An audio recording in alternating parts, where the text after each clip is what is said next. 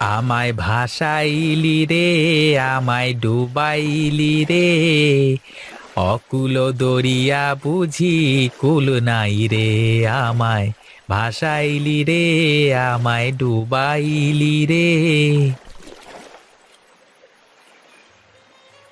দেবে, ভাসিয়ে দি আমার মেয়ে দুটোকে, ভাসিয়ে দি নদীতে, ভাসিয়ে দি আমার মেয়ে দুটোকে।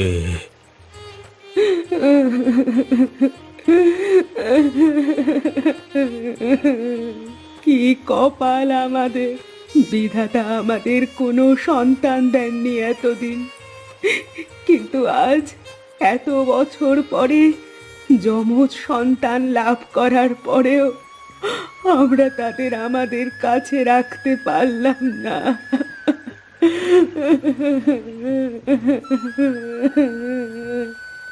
কেঁদো না গিন্নি, কেঁদো না। আমাদের মেয়েরা আমাদের ছেড়ে সারা জীবনের মতো যাচ্ছে না। ওরা শুধু কয়েকটা বছর আমাদের ছেড়ে থাকবে, তারপরে আমাদের মেয়েদের আমরা ফিরিয়ে আনবো।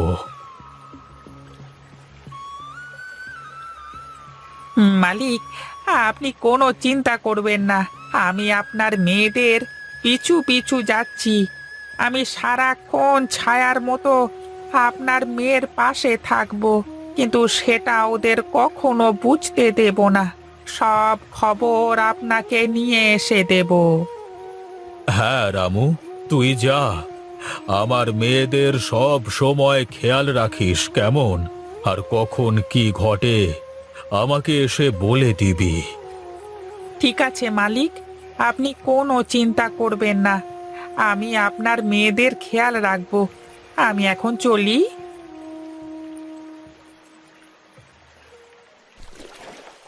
হে বিধাতা, আমার এই দুনিয়ায় আপন বলতে কেউ নেই। তুমি আমাকে কেন আপন লোক দিলে না বিধাতা? দুনিয়াতে এত লোক থাকতে আমাকে একটাও আপন লোক দিলে না। এমন কেন করলে বিধাতা? এমন কেন করলে?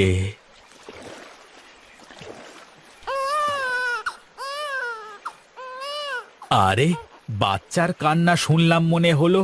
আরে ধুর, মাঝে মাঝে বাচ্চা আসবে কোথা থেকে? আমার যে কি সব হয় না, আমার সবই মনের ভুল। আরে আরে, আবার বাচ্চার আওয়াজ কোথা থেকে আসছে? না না, এটা তো আমার মনের কোনো ভুল নয়। তাহলে কি ভূত পেরেত, নাকি দৈত্য দানব, নাকি সমুদ্রের পিশাচ? উরি বাবা! আহ, আর আরে না না, সমুদ্রের পিশাচ নদীতে কি করে আসবে? ওই তো দূরে একটা কি যেন ভেসে আসছে। যাই তো, গিয়ে দেখি।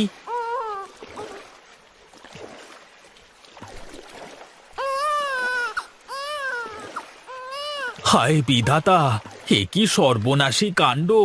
কে ফুটফুটে বাচ্চা দুটোকে এভাবে জলে ভাসিয়ে দিয়েছে? এখন আমি এই বাচ্চা দুটোকে নিয়ে কি করব? তবে কি, তবে কি বিধাতা আমার আপন মানুষকে পাঠিয়ে দিলে আমার কাছে? না, আমি বাচ্চা দুটোকে বাড়িতে নিয়ে যাই। ওদের আমি নিজের হাতে মানুষ করে তুলব। তুমি ধন্য বিধাতা, তুমি ধন্য। তোমার প্রতি হাজার শুক্রিয়া, এই অসহায় মাঝির মনের কথা শোনবার জন্য।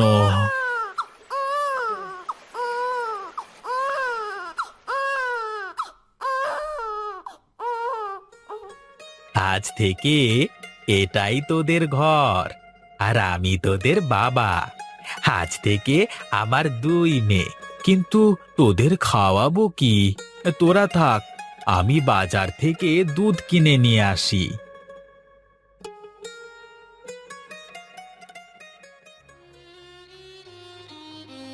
বল বল রামু, কি খবর নিয়ে এসেছিস বল। খবর খুব একটা ভালো নয় বাবু। খবর ভালো না? তুই কি বলতে চাইছিস? সবকিছু খুলে বল তো আমাকে। আপনাদের মেয়েদেরকে এক মাঝি পেয়েছে। আপনার মেয়ে দুটোকে শিমুলতলি গ্রামের মাঝি হারান তার নদীর পাশে ছোট্ট একটা কুঁড়ে ঘরে আশ্রয় দিয়েছে। যাক, তাহলে অবশেষে কেউ পেয়েছে তোমার মেয়েটাকে। আমি তো আরো বড্ড দুশ্চিন্তায় ছিলাম যে মেয়ে দুটো যদি কোনো মানুষের হাতে না পড়ে তাহলে কি হবে। দুঃসংবাদ একটাই যে ওই হারান মাঝির আপন বলতে কেউ নেই। ওই মাঝি আপনার মেয়ে দুটোকে ওর নিজের মেয়ের পরিচয় দিয়েছে। ও ভাবছে হয়তোবা সৃষ্টিকর্তা মেয়ে দুটোকে ওর কাছে পাঠিয়ে দিয়েছেন। যা যা, তুই যা, আমার মেয়েদের ওপরে নজর রাখ, দেখিস ওদের যেন কোনো বিপদ আপদ না হয়। আচ্ছা ঠিক আছে মালকিন, আমি এক্ষুনি যাচ্ছি।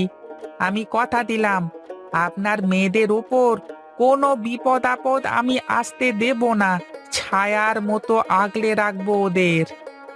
তুই এটা কিন্তু খেয়াল রাখবি যেন আমার মেয়েরা 12 বছরের পূর্ণ হওয়ার আগে এই গ্রামে পা না রাখে। যদি 12 বছরের আগে গ্রামে পা রাখে আমার মেয়েরা, তাহলে কিন্তু সব অনর্থ হয়ে যাবে। ও সব নিয়ে আপনি একদম ভাববেন না মোড়ল মশাই, আমি সব কিছু ঠিকই সামলে নেব। আচ্ছা ঠিক আছে, তুই যা এখন। আর সাবধানে থাকিস, কারোর নজরে আসিস না কিন্তু। তুই যদি কারোর নজরে পড়ে যাস তাহলে কিন্তু ঝামেলা হয়ে যাবে, লোকে তোকে সন্দেহ করবে। ঠিক আছে বাবু, আমি এখন চলি তাহলে।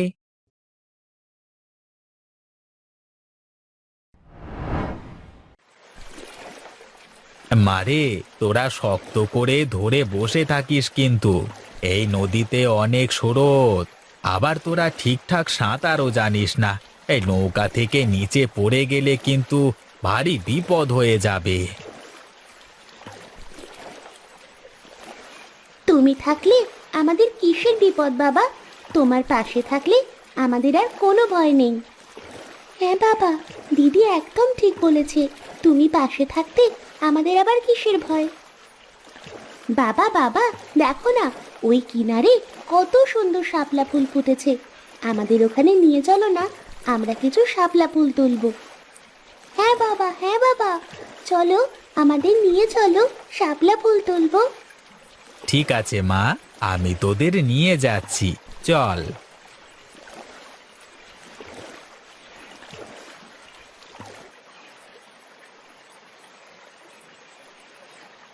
দেখো বাবা, কি সুন্দর শাপলা ফুল। হি হি হি হি হি হি। হ্যাঁ, অনেক নৌকাতে চড়ে ঘোরা হয়েছে, এখন চলো দেখি বাড়িতে চলো। বাড়ি গিয়ে তো আবার আমাকে রান্না চাপাতে হবে। হ্যাঁ, তাই চলো বাবা, তাই চলো।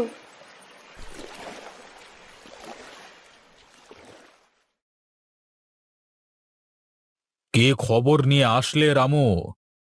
হ্যাঁ, একটা অনেক ভালো সংবাদ আছে আপনার জন্য বাবু, আর একটা অনেক খারাপ সংবাদও আছে। কোনটা আগে শুনতে চান বলুন? খারাপ সংবাদটাই বল তো দেখি। খারাপ সংবাদটা এই যে আপনার দুই মেয়ে হারান মাঝিকে একদম বাবা বলে মেনে নিয়েছে। ওরা দুই মেয়ে হারান মাঝিকে ছাড়া কিছুই বোঝে না।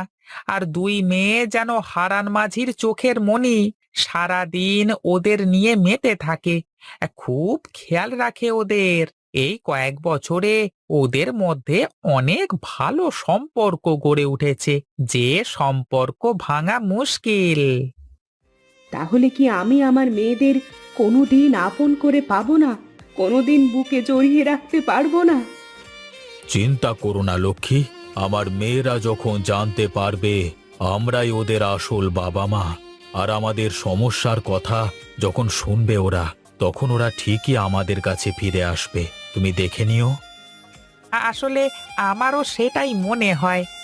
কেউ এই রাজপ্রাসাদ ছেড়ে ওই ভাঙা কুঠিরে কেন থাকতে চাইবে? আগামী পূর্ণিমাতে আপনার মেয়েদের 12 বছর পূর্ণ হবে, আর ওদের অভিশাপ মুক্ত হবে। হ্যাঁ হ্যাঁ, আমরা জানি, সেই কবে থেকে এই দিনটার জন্য আমরা অপেক্ষা করছিলাম। তুই যা, হারান মাঝিকে আমার কাছে ডেকে নিয়ে আয়। এখন সময় হয়েছে ওই মাঝিকে সব সত্যি বলে দেওয়ার। ঠিক আছে বাবু, আমি এখনই যাচ্ছি। না রামু, এখন নয়। পূর্ণিমার দিন আমরা নিজেরাই যাব আমাদের মেয়েদেরকে ফিরিয়ে আনতে। এখন যদি মাঝিকে সব কথা বলিস তাহলে ও পালিয়ে যেতে পারে।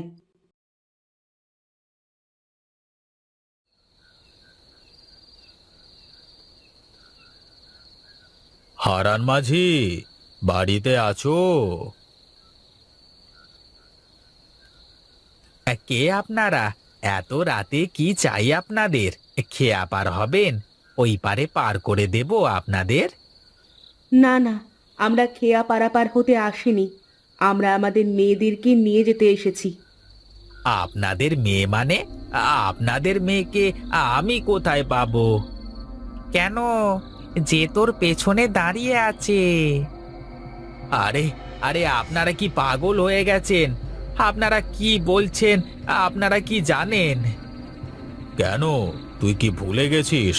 আজ থেকে ঠিক 12 বছর আগে একটা কাঠের বাক্সের মধ্যে তুই এই মেয়ে দুটোকে কুড়িয়ে পেয়েছিলিস। বাবা, এরা কারা? এরা এসব কি বলছে?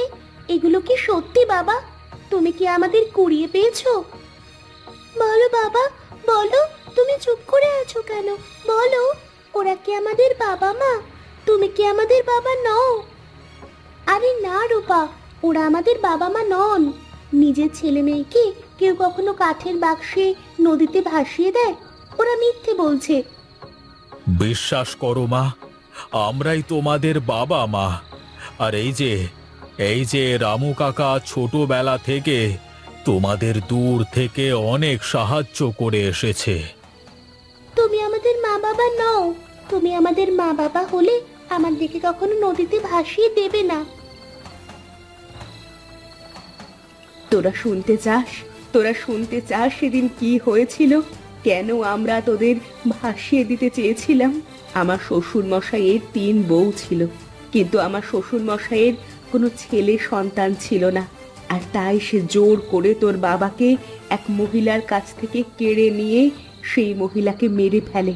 আর সেই মহিলা মরার আগে অভিশাপ দিয়ে গিয়েছিল, আমাদের বংশের সব ছেলেমেয়েরা 12 বছর বয়স হলে মারা যাবে। আর এই অভিশাপ থেকে মুক্তির বড় একটাই উপায় ছিল, তোদের জন্মের 3 দিনের মধ্যে তোদেরকে এই গঙ্গার জলে ভাসিয়ে দেওয়া। এখন তোরা অভিশাপ মুক্ত। আমরা তোদের দেখতে আসলে তোরও একই ক্ষতি হতো মা, তাই আমরা তোদের দেখতে আসতে পারিনি। কিন্তু আমরা তোদের সব সময় দূর থেকে খেয়াল রেখেছি। আমরা পাঠিয়েছিলাম তোর কাকাকে তোর খেয়াল রাখবার জন্য। বলো না বাবা, এরা যা বলছে তা কি সত্যি? হ্যাঁ বাবা, বলো, এরা কেন এমন বলছে? এদের কথা কি সত্যি?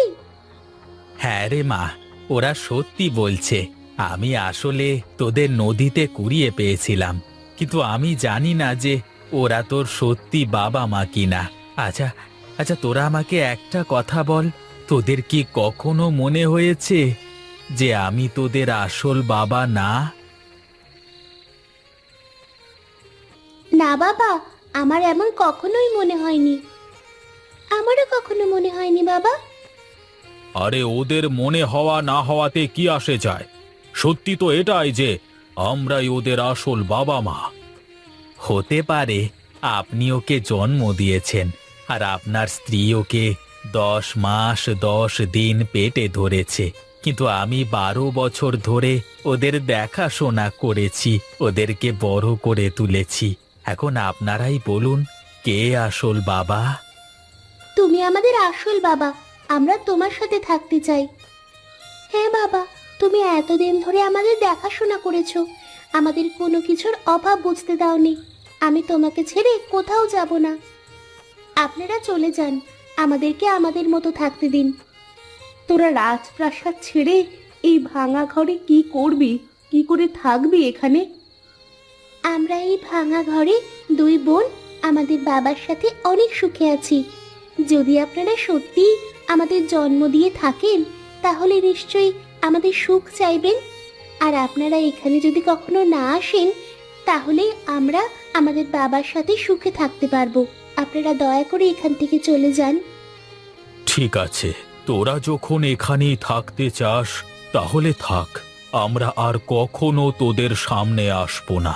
চলো গিন্নি, এখানে থেকে আর কোনো লাভ নেই।